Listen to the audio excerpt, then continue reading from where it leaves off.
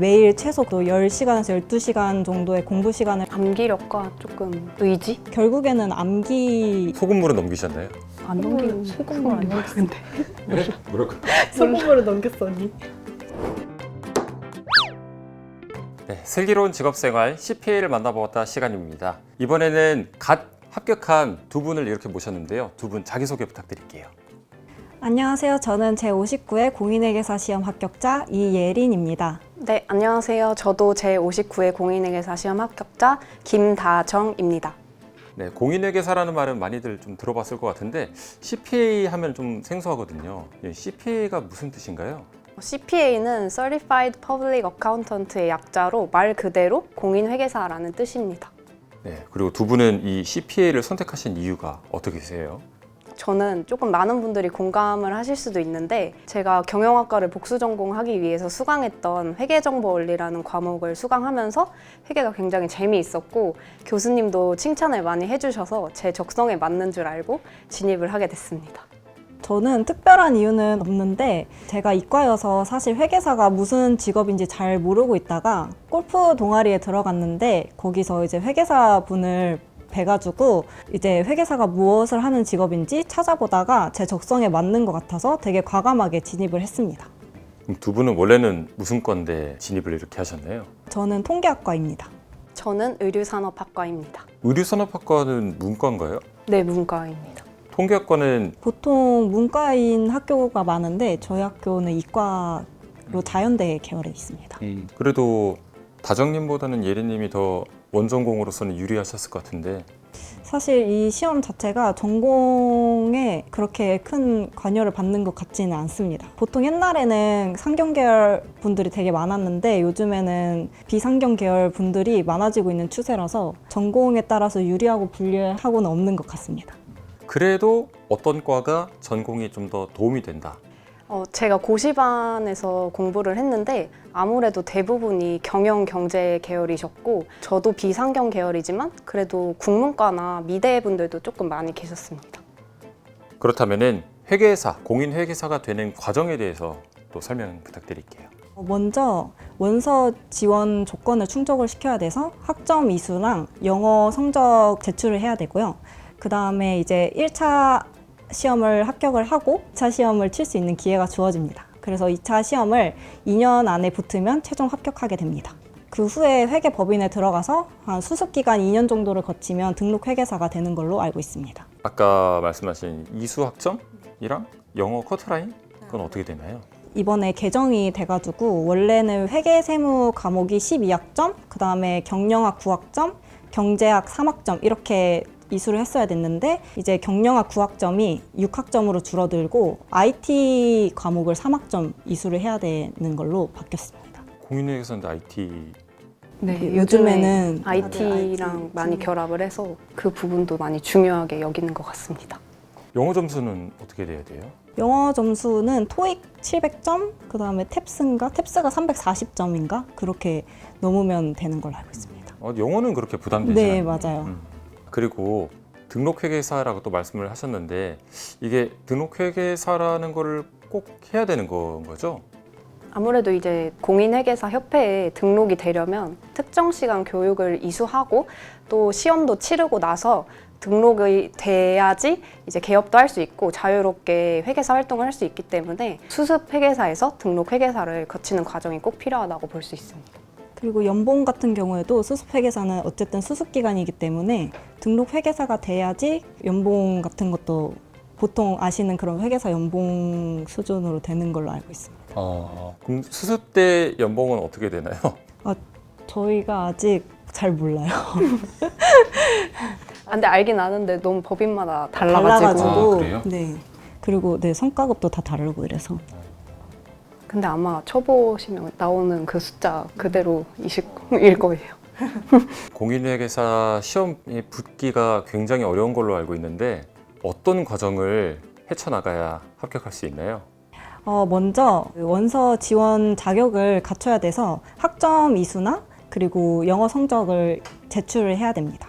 그리고 1차 상대평가인 1차 시험을 합격을 해야 되는데 1차 같은 경우에는 최종 합격자의 3배수 정도를 뽑고 있어요. 예전에는 원래 1차 합격자를 1.5배수에서 2배수 이런 식으로 뽑았었는데 올해 이제 과감히 늘린 걸로 알고 있습니다. 그래서 1차를 합격하시면 2차를 칠 수 있는 기회가 주어지고 2차 같은 경우는 2년 안에 붙으시면은 이제 최종 합격이 되는 과정입니다. 그러면 1차 시험이나 2차 시험이 거의 매년 한 번씩 있는 거죠? 네, 1차 시험 같은 경우에는 2월 말에 있고요. 2차는 6월 말에 있습니다. 그러면은 6월 말에 시험을 치르시고 합격을 9월 초에 발표를 하는. 네, 네. 맞습니다. 지금 이제 딱 한 달 지나가지고 1차 시험이랑 2차 시험은 어떻게 차이가 있어요? 1차는 방금 말씀해 주신 것처럼 올 객관식이고 상대평가로 이제 합격자 수를 결정하게 됩니다. 그리고 2차는 이제 1차 시험 합격자 대상으로 시험을 치를 수 있는 자격이 주어지고 이거는 올 서술형이고 이제 절대평가와 상대평가가 적절히 섞인 채점 방식이라고 보시면 되겠습니다. 그러면은 이게 서술형이면 서술 평가하시는 분들은 어떤 분들인가요? 출제하신 교수님들이 다 채점을 하십니다. 내신 문제는 그분이 채점합니다. 그 회계사 시험 준비를 해야겠다라고 마음먹기도 쉽지 않을 만큼 굉장히 공부량이 꽤 많은 걸로 알고 있는데 이 시험에 통과하기 위한 두 분의 시험 준비 기간? 저는 3년 걸렸던 것 같아요. 그 제시유예라고 하거든요. 제시유예로 합격을 했습니다. 네, 저도 딱 3년 걸렸고 저도 1차를 2번 만에 합격해서 제시유예로 합격했습니다. 제시 유예가 뭐예요? 1차를 제시, 그러니까 한 번 더 봤다. 그러니까 한 초시, 번- 제시 이렇게 해서 말하고 초시 때 떨어지고 제시 때 붙었다라고 하고요. 두 번째 시도에 붙었다. 그다음 유예 같은 경우에는 그 2차 같은 경우에 아까 설명을 드렸는데 2년 안에 붙으면 2년 안에 저희 때는 5과목이었는데 5과목 붙으면 돼서 뭐 첫 번째 했을 때 뭐 3과목 붙고 2과목은 떨어지면은 그 다음 해에 2과목을 붙으면 되는 이런 제도예요. 그래서 저 같은 경우에는 첫 번째 때 2과목을 붙고 3과목을 이제 다음 해에 쳐서 붙었고 언니는 그러면은 1차가 일단 붙었어요. 네. 근데 그해 2차에서 3개는 됐고 2개가 떨어졌어. 네. 그럼 다음에 1차를 또 통과를 해야 되나요? 아니에요. 그건 아니고. 다음에 그 나머지 2과목만 통과를 하면 이제 합격이 되는 겁니다. 근데 만약에 그 2과목 중에서 한 과목이 떨어지면 다시 1차부터 봐야 됩니다. 아우. 어떤 생각이 들었어요? 굉장히 불안한 마음으로 하루하루 초조하게 공부했습니다. 그 생각보다 1년에 3과목 공부하는 건 뭐 괜찮지 않을까라고 생각을 했는데 3과목 하는 게 빡세더라고요. 네. 이 3과목 만약 또 안 되면은 또 5과목 다시 해야 되잖아요. 다시 1차부터 하고 붙고 그 다음에 5과목 또 치고 이렇게. 1차에 보는 과목이랑 2차에 보는 과목이 달라요? 1차 같은 경우에 5과목이 그 2차로 연계되는 것도 있고 아니면 1차만의 과목도 있고. 그 3년 만에 붙은 거면은 좀 빨리 붙으신 편인가요? 평균적으로는 얼마 정도 걸리시려나요? 제가 금융감독원 통계를 2016년에 발표한 걸 봤는데 아마 평균이 3년 10개월 정도라고 하는데 이게 개인별로 되게 천차만별이어가지고 그냥 평균 정도로만 생각해 주시면 될 것 같습니다. 그리고 현재 지금 되게 개정이 많이 되고 있어가지고 옛날에는 1차 붙는 게 너무 힘들었고 1.5배수밖에 안 뽑았으니까 그리고 2차 붙기는 조금 수월했는데 요즘에는 1차 붙기가 조금 수월해지고 2차 난이도를 또 되게 높이고 있는 추세여서 상당히 변화가 있지 않을까 기간에 그렇게 생각을 하고 있습니다.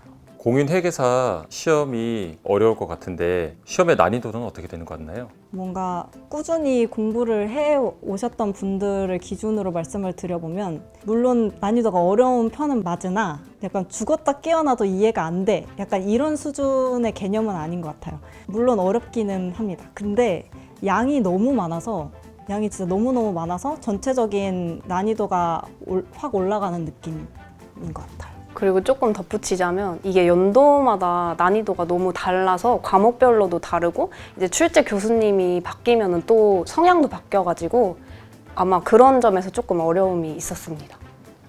그러면은 올해는 어떤 교수님이 출제하실 것 같아서 경향이나 난이도가 높을 거다, 낮을 거다 이런 게 좀 나오나요? 그런 거 없어요. 아, 그냥 누군지 모르고. 다 커버를 하는 게 맞는 것 같아요. 쉽게 나오든 어렵게 나오든 무조건 붙겠다. 두 분은 그래도 평균보다는 좀 더 빨리 합격하신 거잖아요. 예, 두 분의 합격 노하우. 노하우. 일단 이 시험 자체가 굉장히 장기전이기 때문에 그 과정에서 육체적, 정신적으로 지칠 때가 굉장히 많아요. 그래서 제일 중요한 거는 자신의 컨디션을 유지할 수 있는 수면 시간을 확보하고 그 다음에 매일 최소 그래도 10시간에서 12시간 정도의 공부 시간을 확보하는 그런 루틴을 빨리 만드는 게 중요하고 그렇게 쳇바퀴 도는 일상에서 지치지 않고 살아남는 게 가장 중요한 포인트인 것 같습니다. 그래서 저 같은 경우에는 되게 아침형 인간이라서 되게 빨리 일어나는 걸 좋아했어요. 그래서 항상 독서실에 제일 먼저 가는 그렇게 하고 그 대신 밤에는 좀 일찍 와서 조금 뭐 유튜브 30분 보고 바로 자고 일찍 자고 내일 아침을 위해서 약간 저는 그런 식으로 공부를 했던 것 같아요. 네, 저는 학교 고시반에서 공부를 했는데 이제 저 혼자 본가에서 나와서 자취를 하면서 공부하는 거였기 때문에 전 약간 멘탈적인 부분에서 관리하는 게 가장 힘들었고 저 같은 경우에는 시험이 임박하지 않으면 학교 헬스장에 가서 1시간 정도 운동을 하고 체력적인 부분을 보완해서 9시부터 11시까지는 그래도 공부를 하려고 노력을 했고 그리고 바로 자는 습관을 조금 많이 들였습니다. 핸드폰 안 보고. 그렇게 월요일에서 토요일은 그렇게 12시간 풀로 채우고 일요일에는 한 3시까지 하고 조금 놀았습니다. 그러면은 시험 준비하시는 기간에도 뭐 영화를 보신다든지 문화 생활을 좀 가끔은 뭐 하시고 그러셨나요? 저는 이제 긴급한 상황이 아니었으면 일주일에 하루는 무조건 쉬었고요. 또 너무 지쳤다 하면은 토요일 오후에서부터 일요일까지 이런 식으로 쉬었던 것 같아요. 그리고 문화생활은 하려고는 했는데 체력이 안 돼서 왜냐면 영화를 보면 또 앉아 있어야 되잖아요. 그래서 저는 책상에도 앉아 있는데 이것까지 앉아 있는 게 너무 힘든 거예요. 그래서 오히려 영화는 집에서 이제 넷플릭스로 누워서 보고 그런 식으로 했던 것 같아요. 저도 넷플릭스나 유튜브 굉장히 활용을 많이 했고 그래도 일요일 오후에는 친구나 가족들 가끔 만나서 맛있는 거 먹고 이렇게 해서 조금 회복하려고 노력했습니다. 학창 시절에 공부를 잘했던 친구들이 이렇게 CPA도 잘 합격을 하는 거 같나요? 그거는 아닌 것 같고 근데 약간 이제 학창 시절에 공부를 잘 하신 분들이 앉아있는 연습을 많이 했기 때문에 이제 수험 생활에 적응을 조금 빨리 하는 장점은 있는 것 같습니다. 저도 딱히 큰 연관은 없는 것 같은데 그래도 공부하는 방법을 잘 아시는 분들이라서 합격할 확률이 높다라고는 생각을 하는데 또 공부를 되게 잘 하셨던 분들도 포기를 하시는 분들도 많고 오히려 공부를 안 하셨던 분이 되게 빨리 붙는 경우도 있고 그래서 그냥 열심히 노력한 만큼 되는 것 같습니다. 이거는 막 어릴 때 그냥 갑자기 빠르게 수학 문제 빨리 풀고 머리가 굉장히 비상하다 하는 친구들도 있잖아요. 그러니까 사실 그런 머리보다는 좀 암기력이 더 중요할 수도 있을까요, 이거는? 암기력과 조금 의지? 의지와 의지의 차이. 끈기? 왜냐면 제가 공부를 다 했다고 해서 시험을 칠 수 있는 게 아니잖아요. 무조건 그 기간까지는 이 지식을 가지고 있어야 되기 때문에 그 엉덩이 힘과 끈기가 조금 제일 중요한 것 같아요. 단기 암기력보다 조금 어느 정도 오랜 기간 외우고 있어야겠네요. 과목이 분량이 엄청 많다 보니까. 네. 또 안타까운 얘기를 안 할 수가 없는데 중간에 포기하시는 분들도 꽤 많을 것 같은데 어느 정도 되는지 느낌상, 체감상. 저는 그러니까 이게 기준에 따라서 다른데 먼저 진입하신 분들 중에서 1차 시험장까지 오시는 분은 절반이 안 되는 것 같아요. 정말 해보고 아니다 싶으면 포기를 하시는 분들도 많고 근데 또 이제 1차를 보긴 하셨는데 계속 떨어지시면 이제 또 포기를 하시고 또 2차 유예에서 떨어지시면 또 포기를 하시고 이렇게 해서 좀 단계마다 쉽지 않은 것 같습니다. 그러면 두 분은 만약에 이게 이번에 잘 안 됐어. 그래서 다시 1차부터 다시 해야 돼. 그러면 다시 하실 건가요? 저는 솔직히 이번에 진짜 제 모든 걸 다 쏟아부었다고 생각을 해서 다시 시험은 못 볼 것 같고 아마 금융공기업 쪽으로 가지 않았을까 생각합니다.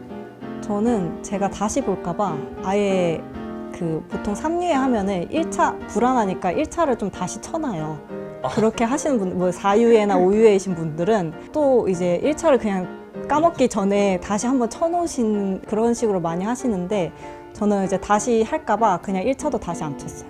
다시 안 치고 어차피 이제 내년에 또 개정되고 하니까 나는 이번이 마지막이다. 이렇게 해서 정말 열심히 정말 불태운 것 같아요. 그리고 회계사 시험이 수학을 잘하면 좀 도움이 되나요? 그래서 제가 이과라서 말씀을 드리면 큰 도움이 안 되는 것 같습니다. 왜냐면 재무관리 맨 처음에 개념을 배울 때 이해가 좀 빠른 거, 그 다음에 경제학 때 미분 개념이 살짝 나올 때 그럴 때 이해하는 게 살짝 이해하는 데 도움을 준다? 이 정도 수준이지 결국에는 암기를 해야 되는 거기 때문에 그런 수학 능력이 크게 중요한 시험은 아닌 것 같아요. 제가 문과 대표로 말씀드리자면 저도 수포자였는데 저도 처음에 경제나 재무관리 할 때 진짜 굉장히 어려웠는데 저는 그냥 모르겠으면 통으로 외웠습니다. 그래서 어쨌든 문제는 풀리기 때문에 포기하지 않으시면 됩니다. 다정님께서 말씀하시는 수포자라는 거는 어떤 건가요? 저는 고등학교 때 수학을 거의 놔가지고 진짜 안 했습니다. 수학을 가장 많이 포기하는 기점이 그거잖아요. 소금물은 넘기셨나요? 안 넘기고 소금물 안 넘겼는데. 네? 뭐라고? 소금물을 넘겼어 언니. 소금물은 넘어간 수포자. 그리고 뭐 미분 이런 데서 포기하지 않았을까?